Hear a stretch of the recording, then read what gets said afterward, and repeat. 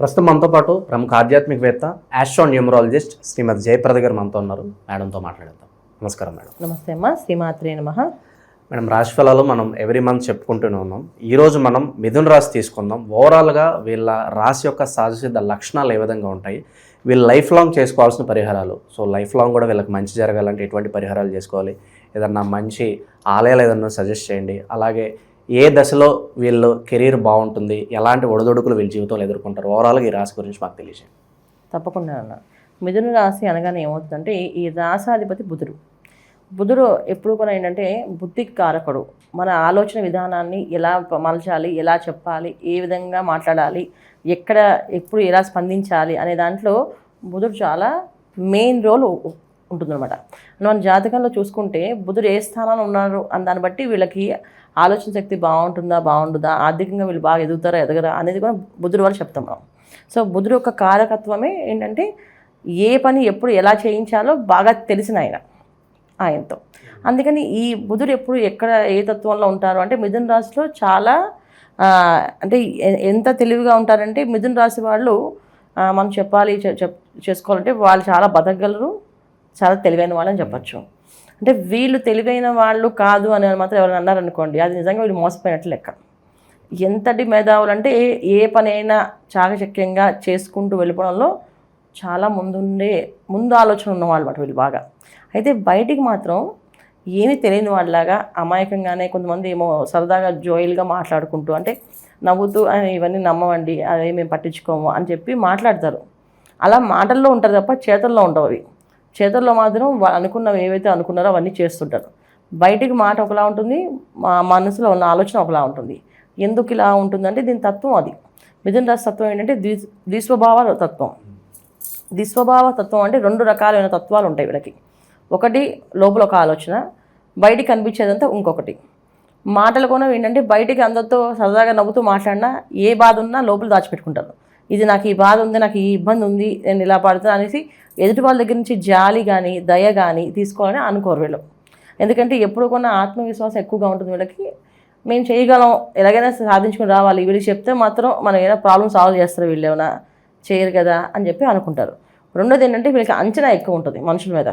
ఎలాంటి అంచనా ఉంటుంది అంటే వాళ్ళని చూడగానే ఒక లెక్క వేసుకుంటారు, వీళ్ళ వల్ల కాదు, వీళ్ళ వల్ల చేయలేరు. ఇది ఒక్కొక్కసారి వీళ్ళకి ప్లస్ అవుతుంది, ఒకసారి మైనస్గా అవుతుంది. ఎందుకంటే ఒక్కొక్కరిని రూపాన్ని చూసి మనం డిసైడ్ అవ్వలేము. వాళ్ళు చేసే పనులు కొంతమంది చూడడానికి చాలా సాఫ్ట్గా కనిపిస్తారు, కానీ వాళ్ళు చేసే పనులు చాలా కంత్రి పనులు ఉంటాయి, మనం తెలియకుండా కానీ అలాగని వీళ్ళు సాఫ్ట్గా నేచర్గా మనం చెప్పలేము. అందుకని రూపాన్ని చూసి మోసపోకూడదు. కానీ వీళ్ళు కొంచెం అలాగ రూపాన్ని చూసుకుని మోసపోయే అవకాశం ఉంటుంది. వాళ్ళు ఇలా ఉన్నారు కనుక వీళ్ళు ఇలా ఉన్నారు కనుక ఇలాగ అని చెప్పేసి ఒక్కొక్కసారి బెనిఫిట్ అవుతుంది, ఒకసారి లాస్ అవుతుంది దానివల్ల. ఒక్కొక్కసారి ఏంటంటే ఇంట్లో వాళ్ళు మాట్లాడినా బయట వాళ్ళు మాట్లాడినా పెడచోని పెడుతుంటారు. ఒక్కొక్కసారి మంచిగా వింటారు, ఒక్కొక్కసారి వినరు. ఎందుకంటే వీళ్ళ తత్వం ఏంటి, వీళ్ళకి నచ్చినట్టుగా ఏదైనా మాట్లాడితే ఖచ్చితంగా వింటారు.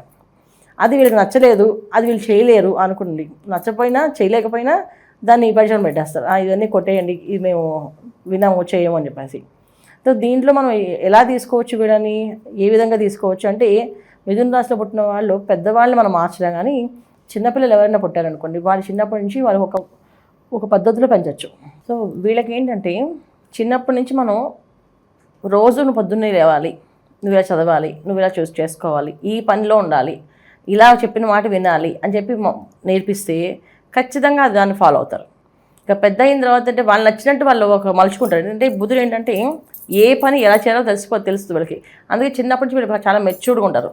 చాలా మిథున రాశి వాళ్ళు చూస్తే చిన్నప్పుడు కూడా వీళ్ళు బాగా మంచి మంచి మాటలు, మంచి మంచి పాటలు, మంచి మంచి కవిత్వాలు, తర్వాత రాయడము, మంచి కథలు రాయడము, లేదా మంచి మంచి యాక్టింగ్ కోర్సెస్లో యాక్టింగ్ ఉండడము, డ్రామాలు చేయడము, ఇవన్నీ కూడా వీళ్ళకి ఈజీగా అనమాట. అంటే మేము చేసేయగలము అనే నమ్మకం, కాన్ఫిడెన్స్ ఎక్కువగా ఉంటుంది. చేసేస్తుంటారు. ఈ విధంగా చేసుకుంటూ వెళ్ళిపోవడం అనేది వీళ్ళకి అలవాటు. అంటే వీళ్ళని ఎవరి కోసం ఎవరైతే చెప్తారని ఎదురు చూడరు, వాళ్ళకి ఏమనిపిస్తే చేస్తూ వెళ్తుంటారు. అది చేసే ధోరణిలో మనం ఎవరైనా చెప్పి గైడ్ చేస్తే పర్ఫెక్ట్గా తయారవుతారు. చాలా ఎంతటి మంచి వ్యక్తిత్వం ఉంటుందంటే వీళ్ళకి అసలు మనుషుల్ని ప్రేమించడం ఎంత బాగా ప్రేమిస్తారో వీళ్ళు అనిపిస్తుంది. కానీ నిజంగానికి వీళ్ళు అంత నిజంగా ప్రేమించరు, చూడ్డానికి అలా కనిపిస్తారు. మాట తీరు అలా ఉంటుంది, సౌమ్యంగా సవ్యంగా చెప్తుంటారు. కొంతమంది బాగా ఎలా ఉంటుందంటే బుధుడు వక్రించి ఉంటే వీళ్ళకి మిథున రాశి వాళ్ళకి అంటే లగ్నం వేరుంటుంది, మనం రాశి తత్వమే మాట్లాడుతున్నాం. ఈ లగ్నాల వయసు వచ్చినప్పుడు బుధుడు వక్రించి ఉన్నాడంటే వాళ్ళు ఎప్పుడు కూడా ఎదుటి వాళ్ళని ఏడిపిస్తూ ఉంటారు, ఏదో ఒక మాట నేర్పిస్తుంటారు. అది మెయిన్ పెద్ద పెద్ద వాళ్ళని, తర్వాత గురువుల్ని, తర్వాత భగవంతుని నామస్మరణ చేస్తున్న వాళ్ళని ఎక్కువగా ఏడిపిస్తారు. దానివల్ల వీళ్ళకి శాపాలుగా మారుతాయి. ఎందుకంటే వాళ్ళే శాపాలు పెట్టట్లేదు, కొంచెం వాళ్ళు బాధపడినా ఆ బాధకి కారకులు ఎవరైతే ఉన్నారో వాళ్ళకి ఆ శాపం. ఇది మనకి కలియుగ ధర్మం అనమాట. సో దీనికి సపరేట్గా నీళ్ళు చల్లి శాపం పెట్టని అవసరమే లేదు. జస్ట్ వాళ్ళ మానసికంగా వాళ్ళు బాధపడ్డాం, ఏదో వాళ్ళని డిస్టర్బ్ చేస్తాం, వాళ్ళని ఏదో ఇబ్బంది పెట్టాం, అది ఆటోమేటిక్గా మనకు తగులుతుంది ఖచ్చితంగా. అది ఎలా తగులుతుంది? మన ప్రకృతిలో ఏంటి, మనం ఒక విత్తనం వేస్తే చెట్టు వస్తుంది, చెట్టు నుంచి బోళని పళ్ళు వస్తాయి. సో అలా మనం ఒకటిసారి బాధపడితే మనకి అనేక రకమైన బాధలతో కలుగుతాయి. మిథున రాశి వాళ్ళకి లాస్ అవ్వడానికి కానీ, బిజినెస్లో వ్యాపారాల్లో కానీ ఒక్కొక్కసారి దెబ్బతింటుంది, బాగా దెబ్బతింటుంది. ఎలా దెబ్బతింటే ఒకేసారి దెబ్బతింటుంది, డే బై డే కాదు. వీళ్ళు చాలా తెలివిగా అన్నిది ప్రతిదీ ప్లానింగ్ ఉంటుంది. ఇంత ప్లానింగ్ చేసుకున్న వాళ్ళు కూడా దెబ్బతిన్నారు ఎందుకు అని అనుకుంటే వీళ్ళు ఎక్కడో ఏదో చేసిన పొరపాటు అది 10 ఇంతలుగా పనిచేసి వీళ్ళ మీద ఎఫెక్ట్ ఉంటుంది. అది మిథున రాశి వాళ్ళకి ఎక్కువగా ఉండే లక్షణాలు. ఇది మిథున రాశి లక్షణాలు. దీని తత్వం మనం మార్చపోవడానికి ఎవరిని కోసమో చెప్పట్లేదు. రాశి తత్వం స్వభావం ఇలా ఉంటుంది. ఈ స్వభావాలు తగ్గట్టు మనుషులు కూడా అలాగే ఉంటారు ఖచ్చితంగా. అయితే ఈ తత్వాన్ని మార్చుకునే శక్తి ఏంటంటే మనకు ఉంటుంది.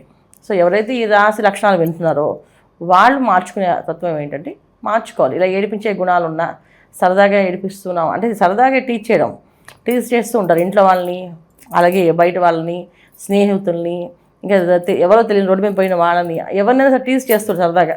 ఆమె చేసిన గొప్ప విషయం కాదులే అని చెప్పని, ఆ పెద్ద ఇందులో కామెడీ ఉంది అని అలాగా మాట్లాడితే అవి ఆ మానేయాలి.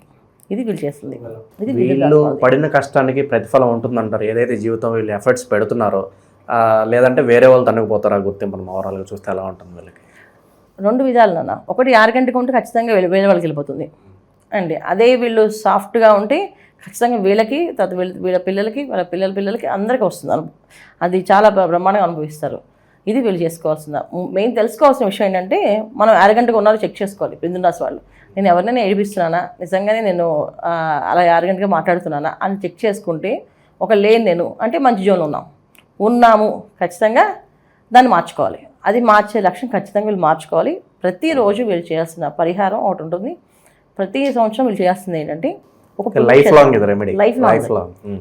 మిథున రాశిలో పుట్టిన ప్రతి ఒక్కరు ప్రతిరోజు విష్ణు ఆరాధన చేయాలి. విష్ణు ఆరాధన అనేది వీళ్ళకి చాలా విశేషమైన ఫలితాన్ని ఇస్తుంది. సో విష్ణు ఆరాధన చేయడము. రెండోది ఏంటంటే ఎంత కుదిరితే ఎప్పుడు కుదిరితే అప్పుడు అన్నదానం చేస్తుండాలి వీళ్ళు.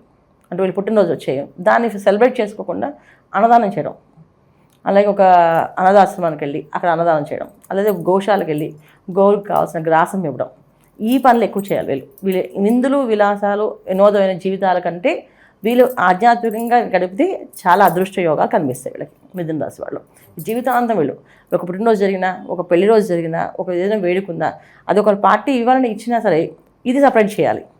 అది వీళ్ళకి ఏ ఫలితం రాదు, ఇది వీళ్ళకి 100 రెట్లు ఫలితం వస్తుంది. ఇది వీళ్ళు చేసుకోవాలి. ఇది చేసుకుంటూ ఉండాలి. తర్వాత పుణ్యక్షేత్రం వాళ్ళకి తిరుపతి క్షేత్రం. సో ఎవ్రీ ఇయర్ ఖచ్చితంగా తిరుపతి వెంకటేశ్వర స్వామికి నడిచి వెళ్ళడం అలవాటు చేసుకోవాలి. నడిచి వెళితే చాలా సంవత్సరం పట్టిన ఏదైతే వీళ్ళకి కష్టం ఉందో అది తీరే అవకాశం ఉంటుంది. ప్రతి సంవత్సరం ఒకసారి కొండ నడిచెక్కాలి అని పెట్టుకోవాలి. ఇక నడిచి వెళ్ళలేని పరిస్థితి, ఓపిక లేదు అన్న వాళ్ళు దర్శనం చేసుకోవచ్చు, ఇబ్బంది లేదు. కానీ ఓపిక ఉన్న వాళ్ళు మాత్రం ఖచ్చితంగా నడవాలి. అందుకే మన శ్రీవారి మెట్టు ఉంది, 7 కొండలు అల్పిరి మెట్లు ఉన్నాయి. అల్పిరి 7 హిల్స్ కొంచెం కష్టంగా ఉంటుంది, శ్రీవారి మెట్టు కొంచెం తక్కువ ఉంటుంది. ఇది ఖర్చు. ఏదో ఒకటి ఖచ్చితంగా వీళ్ళు వెళ్ళేటట్టు చేసుకోవాలి. అది వీళ్ళకి సంవత్సర కాలం అంతా కూడా నవగ్రహాల నుంచి పరిహారం అనమాట వీళ్ళకి. ఇది వీళ్ళు చేసుకోవాల్సింది. పీక్ స్టేజు కాస్త ఇబ్బందికర పడే స్టేజు 2 ఉంటాయి మేడం. ఏ దశలో వీళ్ళు బాగా అభివృద్ధి చెందడం అవకాశం ఉంటుంది, ఏ దశలో వీళ్ళకి కాస్త ఇబ్బందికర పీరియడ్ ఉంటుందంటారు వీళ్ళకి? మిథున రాశి వాళ్ళకి అతి చిన్న వయసులోనే బాగా మంచి టాలెంటెడ్గా కనిపిస్తారు నాన్న. ఎంత మంచి టాలెంటెడ్ అంటే 20 ఇయర్స్ లోపే వీళ్ళకి మంచి టాలెంటెడ్స్ అన్ని అంటే జాబ్స్ రావడం కానీ, 21, 22 ఇయర్స్కి మంచి పోస్టుల్లో ఉండడం, అందరికీ చెప్పే దాంట్లో స్థాయిలో ఉండడం, ఇవన్నీ ఖచ్చితంగా జరుగుతాయి. అయితే ఎప్పుడు వీళ్ళకి ఈ స్థాయి జరుగుతుందంటే వీళ్ళు ఎంత ఒబీడియంట్గా ఉంటే అంత కలిసి వస్తుంది.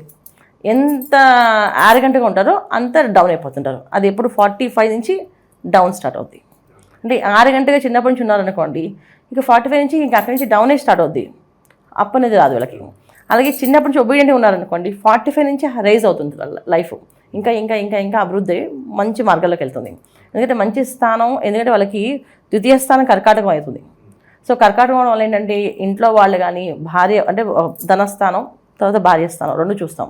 ఈ రెండు స్థానాలు కూడా ఏంటంటే చాలా సాఫ్ట్, అంటే డబ్బు సంపాదించకుండా ఒక ధర్మబద్ధమైన డబ్బు సంపాదించగలుగుతారు, ఒక నీతి నియమం ఉన్న వ్యాపారాలే చేస్తూ ఉంటారు. అలాగే భార్య ఒక మంచి లక్షణం, అనుకూలమైన భార్య కానీ అనుకూలమైన భర్త కానీ వచ్చే అవకాశం ఉంటుంది వీళ్ళకి. ఇంత మంచి జీవితం వచ్చేదాన్ని పాడు చేసుకోవడం అంటే ఏంటంటే ఆర్గెంట్గా ఉంటే కనుక ఖచ్చితంగా అలాంటి ఎఫెక్ట్ ఖచ్చితంగా ఉంటుంది. అదే ఆర్గెంట్ లేకుండా వీళ్ళు మంచిగా ఉన్నారు, స్వతహా వీళ్ళు మంచి వాళ్ళు అనుకోండి, వీళ్ళ చుట్టూ మంచి జరుగుతాయి. అయితే ఇంకా కష్టపడుతున్నామంటే అది ప్రారంధ కర్మ అని ఉంటుంది. సో ప్రారంధ కర్మ ఖచ్చితంగా మనం అనుభవించి తీరాలి. ఈ ప్రారంధ కర్మ ఎక్కువ ఎవరికి ఉంటుంది అంటే మిథున రాశిలో ఉంటుంది. ఎందుకంటే అది వాయుతత్వ రాశి. వాయుతత్వ రాశి అనేటప్పుడు ఏమవుతుందంటే వాయుతత్వ రాశి అలా పడ్డమని మన బ్యాలెన్స్ కర్మని నివృత్తి చేయడానికి పుట్టామని అర్థం. అలాగే ధర్మార్థ కామ మోక్ష స్థానాల్లో అది కామస్థానం అవుతుంది. సో అంటే కార్యాల కోసం పుట్టిన వాళ్ళే ఉండొచ్చు, ఎక్కువ కార్యక్రమాలు చేసేవాళ్ళు చాలామంది ఉంటారు మిథున రాశిలో. మేము అసలు ఎవరిని ఏమి అనము, అసలు ఎంత బుద్ధిమంతులు అంటే అంత బుద్ధిమంతులు మా వాళ్ళు, కానీ మా కష్టాలు ఎక్కువ ఉన్నాయి. అంటే వీళ్ళు కారణార్థం భూమి మీదకి వచ్చిన వాళ్ళు, ఇది కామ్యార్థం అనమాట. కామం అంటే మనం ఆ విధంగా తీసుకోకలేదు, కారణార్థం అనే అర్థం. ఏదో ఒక కార్యం చేయడానికి మాత్రం ఈ భూమి మీదకి వచ్చారు వీళ్ళు. ఈ కార్యక్రమం అయిపోగానే వీళ్ళు వెళ్ళిపోతారు. ఈ కార్యక్రమంలో వీళ్ళు బాగా పాపాలు అనుభవించాలి, బాధలు అనుభవించాలి అంటే ఖచ్చితంగా ఆ పాపం ఒక ఫలితాన్ని బాధలను అనుభవించాలి. వాళ్ళు ఎంత మంచి వాళ్ళు అయినా సరే బాధ ఎక్కువగా ఉంటుంది. సో ఎందుకు మనకు చూడండి, బాగా పండుతున్న చెట్టుని రాయించి కొడతాం, ఎందుకంటే ఆ పళ్ళు కోసం, అంతేగాని మామూలు చెట్టుకి రాయేయం కదా.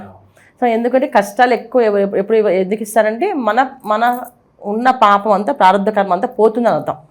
ఆ పోతున్న ప్లేస్లో ఉన్నాం కనుక మనం బ్రహ్మాండంగా ఇది ఏంటంటే ఇక్కడి నుంచి మనకి మంచి ఫలితం వస్తుంది. ఇప్పుడు మనం చేసే ప్రతి ఒక్క పని వీళ్ళకి, వీళ్ళ కుటుంబంలో పిల్లలకి, తరతరాలకి కలిసి ఉంటుంది అనమాట. అంటే మా తాతగారు ఆ రోజు చేశారు, ఆ పేరు చెప్పుకుంటున్నాం, మా నాన్నగారు చేశారు, ఆ పేరు చెప్పుకుంటాం, అలా చెప్పుకోవాలని అవకాశం ఎక్కువగా ఉంటుంది. పనులు మంచిగా సక్సెస్ అవ్వాలంటే వారంలో ఏ రోజు వీళ్ళకి బాగా అనుకూలంగా ఉంటుంది? అలాగే ఏదన్నా మంచి కలర్ ఉంటే చెప్పండి, వీళ్ళకి కలిసి వచ్చే కలర్ ఏదన్నా.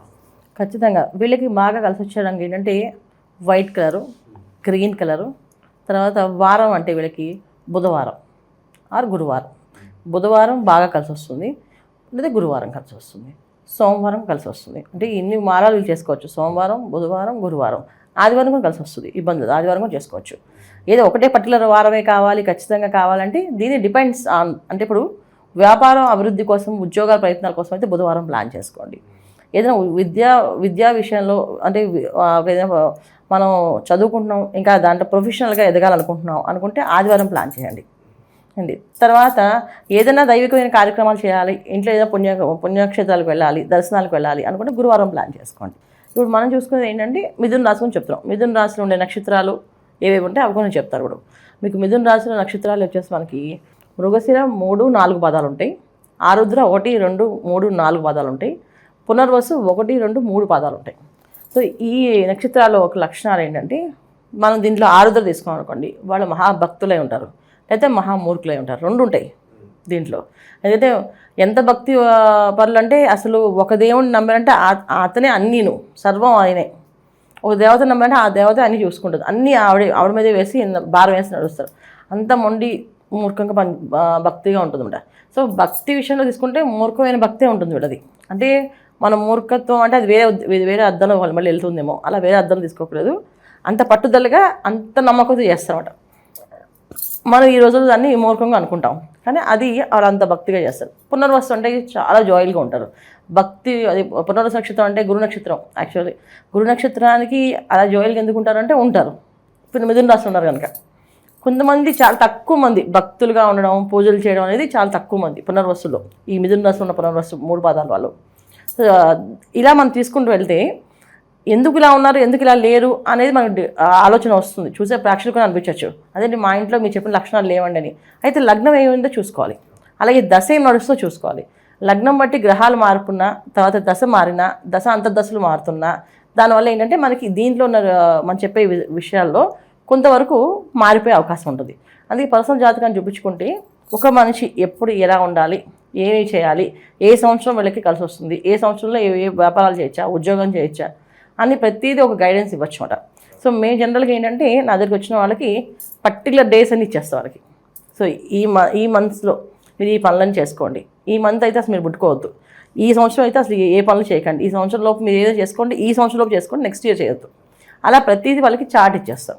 దానివల్ల ఏమవుతుంది, వాళ్ళకి ఈజీగా ఉంటుంది. ఒక డైరీలా పెట్టేసుకుని దాన్ని చూసుకుంటూ ఈ సంవత్సరం అసలు బిజినెస్ చేస్తున్నారు మేడము, మనం ఎందుకు చేద్దాం, చేస్తే ఒక కుదరదు ఒకసారి అడిగి చేద్దాం అనే ఒక ఆలోచన వస్తుంది. ఈ విధంగా నేను ఇస్తామాట వాళ్ళకి. సో అలా మనకు ఈ మిథున రాశిలో ఎవరైతే ఉన్నారో ఈ లక్షణాలన్నీ ఉంటే 100% మార్చుకోండి. ఒకవేళ అది ఇదిగా లేదు, కొంచెం అటు ఇటుగా ఉంది, మాకు మీరు చెప్పినట్టుగా లేదు అంటే పర్సనల్ జాతకం చూపించండి, క్లారిటీగా తెలుస్తుంది. ఇంకా ఓవరాల్గా మిథున రాశి వాళ్ళ లైఫ్ అంతా ఎలా ఉంటుంది, జీవితాంతం ఎటువంటి జాగ్రత్తలు తీసుకోవాలి, మీ మాటలో అద్భుతంగా వివరించారు. ధన్యవాదాలు. నమస్తే మా శ్రీమాత్రే నమః.